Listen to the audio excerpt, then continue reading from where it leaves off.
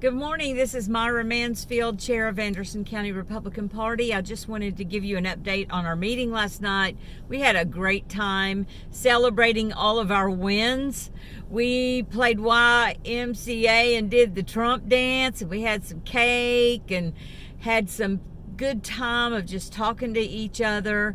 We also had our brand new elected officials share with us for a minute. Mary Crank on Oak Ridge School Board, Debbie Heaton on Clinton School Board, and Rick Scarborough, our state rep for District 33, were all there and talked a few minutes. Then we had our county courthouse elected officials talk just a few minutes. Tim Isbell and Rex Lynch and Jeff Cole, Gary Long, the sheriff, Anthony Allen. Hope I'm not forgetting anybody. They all took a turn to just update us from where they're coming from. And we just really enjoyed our meeting. There were a couple things I wanted to let you know about. One, I was asked a question about why we sent a letter requesting that our 10-person executive committee be reduced to 8 seats, and this is not even true. I did not ever write such a letter, but the seats that this supposed question was about was eliminating our young Republicans, which I would never do, and the Republican women's seat, which is a falsehood. I did not do that. So I answered it that way. But after the meeting, I got to looking into what that might have been about. Someone showed me some communication, and as it turns out, I did write a letter. It had nothing to do with the young Republicans or Lucas Heaton, but it did have to do with the chair of the Republican women in Anderson County, because there were pictures released on Facebook. One of her standing with a lot of our most powerful Republican leaders in the state, and within 24 hours, another one of her campaigning with the Democrats, the Democrat vice chair, and putting up signs for a Democrat candidate who's running against Chuck Flashman. And so, yes, I did do that. I wrote a letter in complaint letting these people know that this happened, and I sent it to the chair of the Republican women. It has nothing to do with removing seats. It had to do with this person not qualifying anymore to be the chair of the Republican women in Anderson County. She will also not qualify to participate in our reorganization because she has campaigned against our people with the Democrats. So I want to clarify that. Also, there was something else to clarify that I talked about. The Oak Ridge newspaper and the Clinton Courier both ran an incorrect statement about an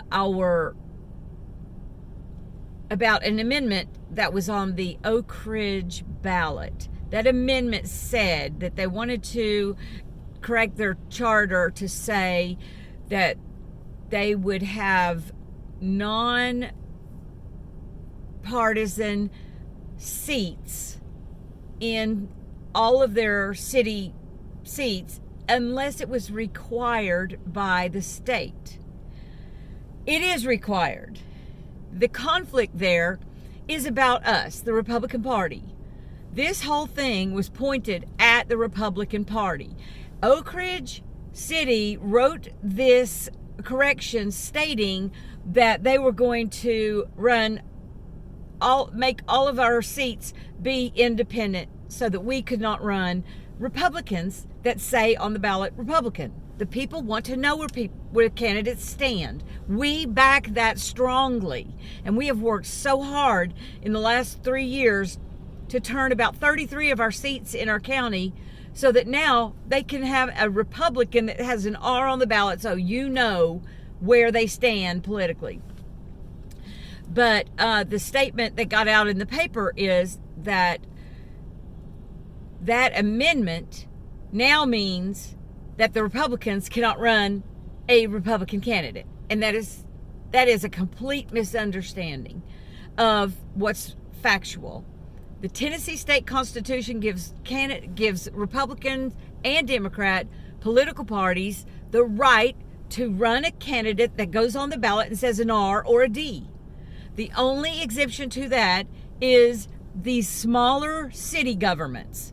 So for us, it would be Oak Ridge, the Clinton City Council, Rocky Top City Council, Norris City Council, Oliver Springs City Council. Those are the only ones that are exempt from this at this present time. The state might even overturn that so that we can run those as partisan. I don't know. But as of right now, we can run Republican candidates. So you see a R on the ballot in all of our county seats, all the way down county seats, plus all of our school boards in Oak Ridge, in Clinton City, in Anderson County school boards. We can have R candidates. The Democrats can have a D candidate. So I wanted to clarify, that has not changed because of this amendment that a small town of Oak Ridge put on their ballot. That did not change the fact that we can run partisan races with Republican candidates. So I hope that helps you. Moving forward, we hope to be able to motivate more Republicans to get out to vote in those in-between years where there's not a presidential campaign.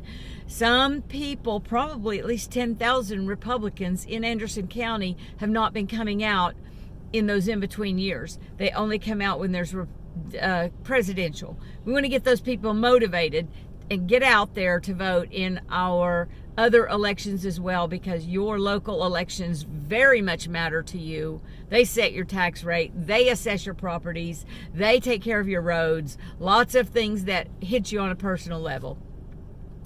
I hope you have a great day. I hope you are blessed and excited about our wins and just feel the relief of tension that we were feeling so much with President Trump and all that he's going to do for the American people in this great United States and in our Tennessee, wonderful Tennessee red state that we love so much. Bye.